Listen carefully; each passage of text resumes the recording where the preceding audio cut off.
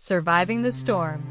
I woke up in the early hours of the morning, sometime between 3 and 4 a.m., intending to ease myself. As I stirred, something felt off, a dampness against my skin. When I looked down, I was very shocked. My nightwear was soaked in blood at the front, a sight so alarming that made different thoughts to cross my mind. Had the stain been at the back, I might not have panicked as much.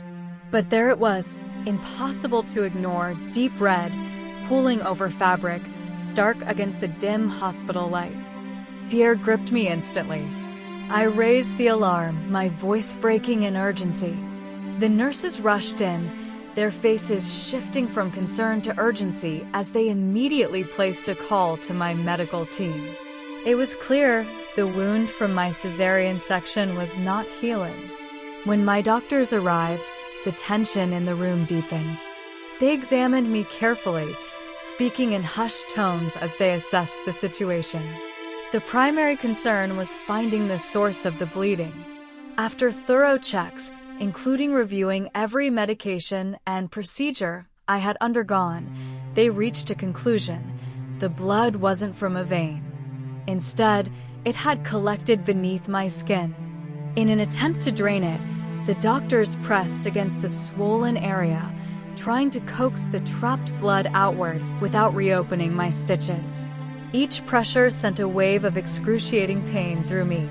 My body trembled involuntarily with every touch. Eventually, they decided to administer injections before every session to dull the pain, but even that barely helped.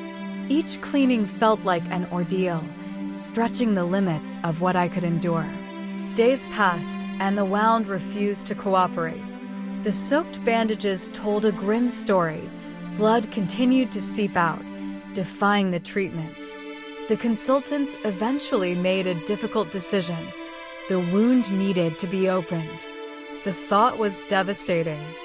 I had only just begun to process the first incision, and now I was being told that they had to undo it. It was heartbreaking.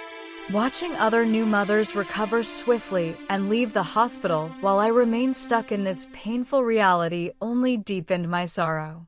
I wanted to be joyful. I had just given birth to healthy twins, a moment that should have been filled with nothing but gratitude. Yet, with the relentless pain, the fear, and the uncertainty, my happiness felt painfully distant.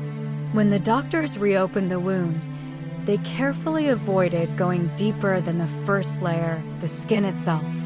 From that moment forward, I dreaded mornings and evenings, knowing that was when my wound had to be cleaned and dried. Even with the strongest painkillers, the pain was unbearable. I recall one evening vividly. My husband had stepped out to collect my prescriptions.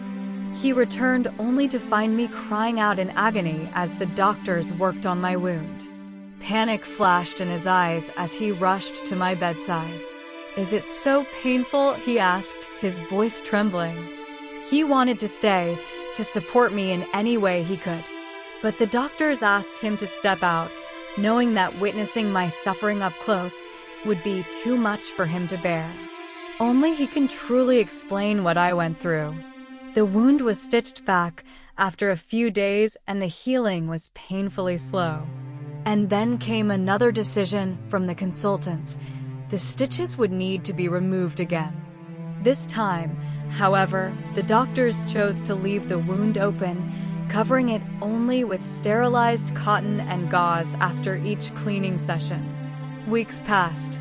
3 long weeks in the hospital, fighting through pain, fatigue, and emotional exhaustion. Then, a senior doctor came to check on me. She listened to my story, observed my state, and gave a simple but profound recommendation: discharge her tomorrow. Seeing her babies will help speed up her healing. She wasn't just a medical expert. She understood the emotional toll of separation from my newborns. Perhaps she was a mother herself, familiar with how a mother's bond could influence physical recovery. And she was right. When I finally left the hospital the next day, it felt like freedom. I was ecstatic, grateful to God, and overwhelmed with relief at finally seeing my babies. Still, recovery wasn't immediate. I continued to visit the hospital regularly daily at first, then once every 3 days, and eventually weekly. The wound, now left to heal naturally, gradually began to close. At some point, the healing process seemed miraculous. In all, it took 3 months for the wound to finally close without any further stitching.